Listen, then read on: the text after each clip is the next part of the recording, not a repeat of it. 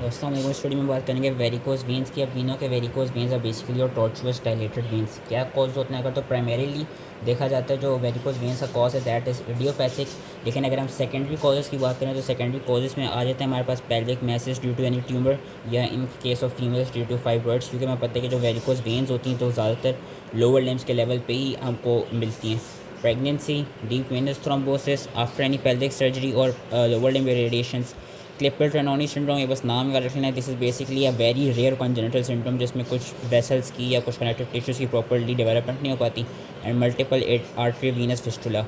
Risk factors क्या हैं? Ageing, we know it is female predominant. Family history, कोई भी ऐसा ऑक्यूपेशन या कोई ऐसा इंडिविजुअल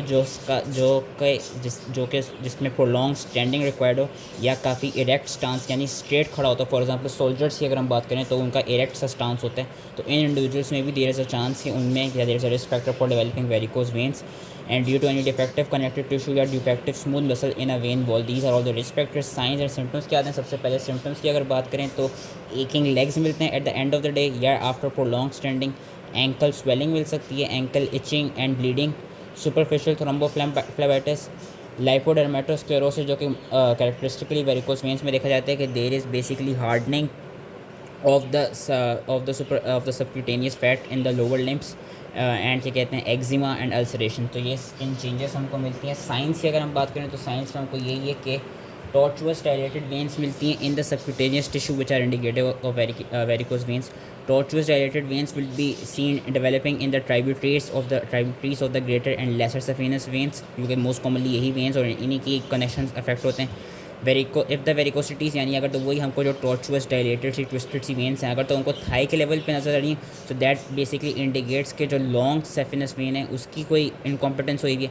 एंड वेरियस अगर तो हमको वो वेरिकोसिटीज़ बैक ऑफ द लेग में नजर आ रही हैं, सो दे सजेस्ट कि कोई जो शॉर्ट सेफिनस वेन है या जो लेसर सेफिनस वेन है उसकी इनकॉम्पिटेंस हुई है। अब इसके लिए हम इसको चेक करने के लिए जो टेस्ट कराते हैं वो दैट इज़ जो tourniquet Trendelenburg test. Tourniquet Trendelenburg test में हम क्या करते हैं? We basically check for the competence of your greater and lesser saphenous veins at the level of saphenofemoral junction, saphenopopliteal junction and at the level of mid thigh perforators. Basically हम thigh के इस level पे जहाँ पे saphenous vein और femoral vein saphenous vein आपस में मिल रही होती हैं उस लेवल पे, नीचे के लेवल पे जहाँ पे सेफिनस वेन और पोप्लिटल वेन्स मिल रही होती हैं और उस लेवल पे हम क्या कहते हैं? चेक करते हैं venous incompetence. And lastly at the level of mid thigh perforator, this is your mid thigh perforator जिसको हम डॉट परफोरेटर कह रहे हैं। मिड थाई परफोरेटर है basically those network of veins which basically connects the superficial vein to your deep vein. So those veins या those connections of veins they are known as mid thigh, they are basically known as perforators। और हम mid thigh की level की बात करें so they will be known as mid thigh perforator। अब ये test हम कराते कैसे हैं?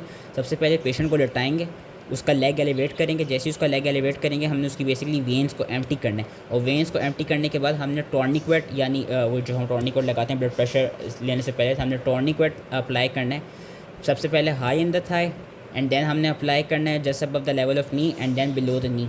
एंड करना क्या है? इन तीनों जगहों पे टॉर्निक्वेट लगाने के बाद वी बेसिकली चेक फॉर, उसके बाद we basically tell the patient to stand कि पेशेंट अब खड़ा होता है। एंड जैसे ही पेशेंट खड़ा होता है we look for venous filling and then we release the tourniquet and then we observe the filling of veins. तो बेसिकली हमने पहले पेशेंट को लिटाया, उसकी टांगें ऊपर की, उसकी वेन्स को एम्प्टी किया, टॉर्निक्वेट अप्लाई कर दिया। Let's suppose tourniquet at the level of इस थाई में अप्लाई कर दिया at the top of the thigh and we ask the patient to stand. अब हमने चेक किया कि जैसी पेशेंट ने स्टैंड किया वेदर वीनस फिलिंग हुई या नहीं हुई, या ये हुआ कि उससे वीनस फिलिंग ना हुई हो। जैसे ही हमने टॉर्निक्वेट रिलीज़ किया हो वैसे ही फ़ौरन एकदम से क्या कहते हैं वीनस फिलिंग हो गई हो, वीनस पूलिंग हो गई हो। अगर तो टॉर्निक्वेट रिलीज़ करने के बाद ही एकदम से वीनस फिलिंग हुई हो एंड जब टॉर्निक्वेट लगा हो तब वीनस फिलिंग ना हो रही हो, सो दैट बेसिकली इंडिकेट्स कि उस लेवल पे जो वो वेन है, जो भी सुपरफिशियल या डीप वेन है वो इनकॉम्पिटेंट है। बेसिकली उस लेवल पे कोई मसला आ रहा है, एज ए रिजल्ट उस लेवल पे मसले की वजह से वेरिकोज वेन्स हो रही है। कि if there is complete control of all lower limb varicosities by the tourniquet that is highly indicative of saphenofemoral incompetence के, यानी थाई के इस लेवल पे अगर तो ये हो कंप्लीट कंट्रोल हो लोअर लिम्ब वेरिकोसिटीज़ का मतलब प्रॉपर्ली ब्लड फिल ना, प्रॉपर्ली वीनस फिलिंग ना हो यो as the tourniquet is applied, so that basically indicates. And जैसे ये हुआ कि टॉर्निक्वेट को हटाया और टॉर्निक्वेट को हटा के फ़ौरन से उन वेन्स की फिलिंग हो जाए, सो दैट इंडिकेट कि सेफिनोफीमोरल इनकॉम्पिटेंस है अगर तो हमने थाई के ऊपर वाले रीजन में किया। एंड यही हम दो जगहों पे चेक करते हैं, हम above the knee dot perforators को चेक करते हैं and below the knee we basically check for your saphenopopliteal junction, saphenopopliteal venous junction. तो एक ये टेस्ट कराते हैं ट्रेंडनबर्ग टेस्ट। दूसरा जो हम टेस्ट कराते हैं वो कराते हैं कफ इम्पल्स टेस्ट। कफ इम्पल्स टेस्ट यही होता है कि वी आस्क द पेशेंट कि जो उसका लिम्ब है वो एलिवेट किया जाए to empty the varicose veins. The limb is then put to the bed and a patient is asked to cough forcibly, के ज़ोर से खांसे। When the patient coughs forcibly होता क्या है, an expansile impulse is felt in the long saphenous vein, particularly at the level of saphenous opening, and that would indicate कि जो सेफिनोफीमोरल valve है वो इनकॉम्पिटेंट हुई हुई है। ये बेसिकली वेल्व्स हैं, saphenofemoral valve, saphenopopliteal valves and mid thigh perforators के लेवल पे भी, क्योंकि हमें पता है कि वेन्स के अंदर मेन जो चीज़ वेन्स और आर्टरीज को डिफरेंशिएट करती है तो ये होती है कि वेन्स में वेल्व्स होती है। सो दैट बेसिकली इंडिकेट्स जो कफ इम्पल्स टेस्ट है, कफ इम्पल्स टेस्ट में भी यही होता है कि अगर तो वो कफ करेगा पेशेंट, कफ करने से सेफिनस वेन के लेवल पे अगर कोई थ्रिल फेल्ट होगा, सो इट मीन्स कि saphenofemoral valve is incompetent. And these are basically two tests which we do to check for varicose veins.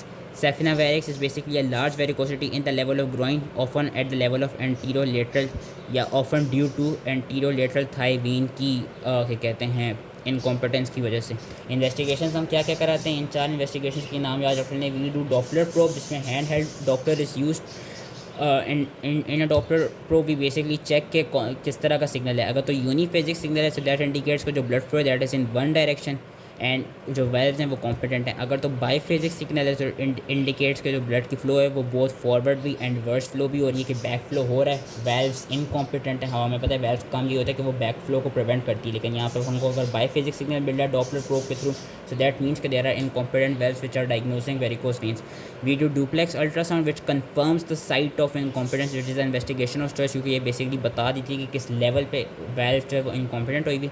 वेरिकोग्राफी कराते हैं, in which contrast is injected directly into the surface varices, and it is basically useful for those patients जिनको recurrent varicose veins होते रहते हैं। And lastly venography हम सिर्फ तभी कराएंगे, it is only useful for those patients जिनमें post thrombotic Venus ऑक्लूजन्स हुई हैं। दीज आर द इन्वेस्टिगेशन जो याद रखनी होगी।